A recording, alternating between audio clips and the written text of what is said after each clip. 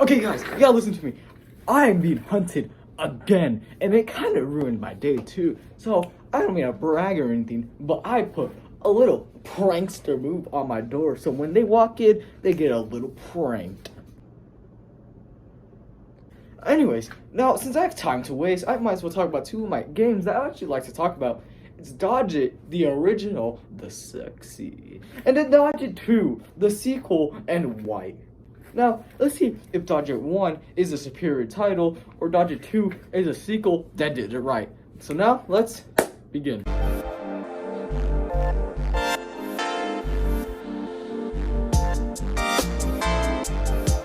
Now, the similarities in both games are pretty little. Like, for example, there's only the shop, leaderboard, the controls, and you play as a ball that collects balls. Yeah, that's pretty much all that ends in the similarities in both games. There's also stats in both games just to show you how good or how bad you are.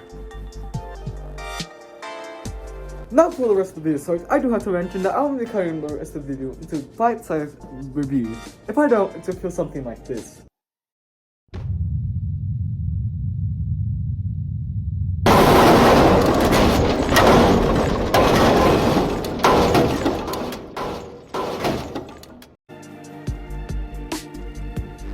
Now in Dodge It 1, the map you play in is much smaller than in Dodge It 2, but you also play as a bigger ball in Dodge It 1 rather than in Dodge It 2, which you play as a smaller ball. Also in Dodge It 2, if you go all the way to the other side of the map, you get teleported to the other side, but sadly you can't do this in Dodge It 1. If you do, you'll just die.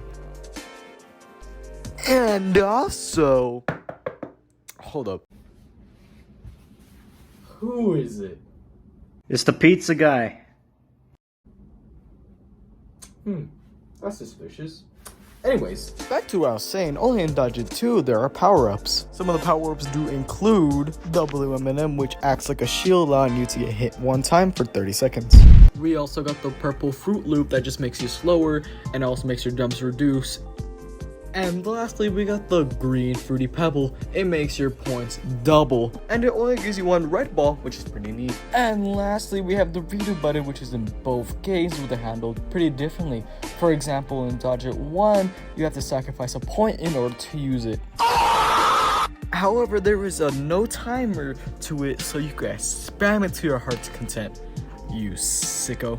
But in Dodge It 2, there is a timer that lasts 120 seconds, so sadly you cannot spam. Now here's the thing, using the redo button is like playing Russian roulette. You either get the ball to move to a better spot, or you get the ball in the worst possible spot known to man. You failed!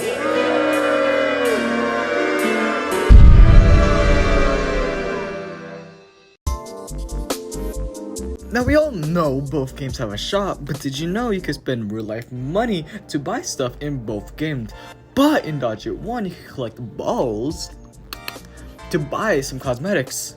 Some of the cosmetics in Dodge It 1 are the 3D glasses, Monty's stolen glasses, Pop Blart, Ayo, is that Rambo? ABA from Leviathan, and son, have you been simping lately? You can also change the background to blue color. It's not a lot, but it's simple, it doesn't try to overwhelm you, and it gets the job done.